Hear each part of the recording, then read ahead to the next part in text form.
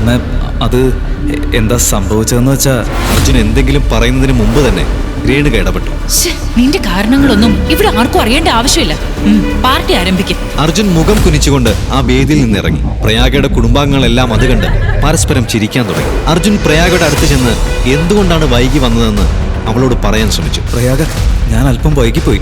അത് ഇല്ല അർജുൻ, വെറുതെ ഓരോ കാരണങ്ങൾ ഉണ്ടാക്കി പറയണ്ട. ഞാൻ എത്ര നേരത്തെ വീട്ടിൽ നിന്ന് ഇറങ്ങിയതാ. ഞാൻ വിളിച്ചതല്ലേ. അപ്പൊ അർജുൻ പറഞ്ഞു പ്രധാനപ്പെട്ട എന്തോ ജോലി ഉണ്ടെന്ന്. എന്നിട്ടോ എല്ലാവരുടെയും മുന്നിൽ വെച്ച് എന്നെ നാണം കെടുത്തിയില്ലേ. പോട്ടെ, എന്റെ കുടുംബത്തിന്റെ സ്റ്റാറ്റസ് നിനക്ക് അറിയുന്നതല്ലേ. ഒരു നല്ല ഡ്രസ്സ് ധരിച്ച് നിനക്ക് ഇങ്ങോട്ട് വന്നൂടായിരുന്നു. ചോദിച്ചിരുന്നെങ്കിൽ അതിനുള്ള പണം ഞാൻ നിനക്ക് തരുമായിരുന്നല്ലോ. എന്താ പ്രയാഗ, നീയും മറ്റുള്ളവരെ പോലെ എന്നോട് പെരുമാറാൻ തുടങ്ങിയോ?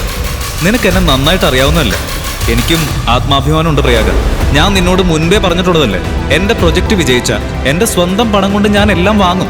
അതുവരെ എന്റെ കൈവശമുള്ള 4 വസ്ത്രങ്ങൾ മതി എനിക്ക്. ഈ കഥ തുടർന്ന് കേൾക്കുന്നതിനായി ഇപ്പോൾ തന്നെ പോക്കറ്റ് FM ആപ്പ് ഇൻസ്റ്റാൾ ചെയ്യൂ.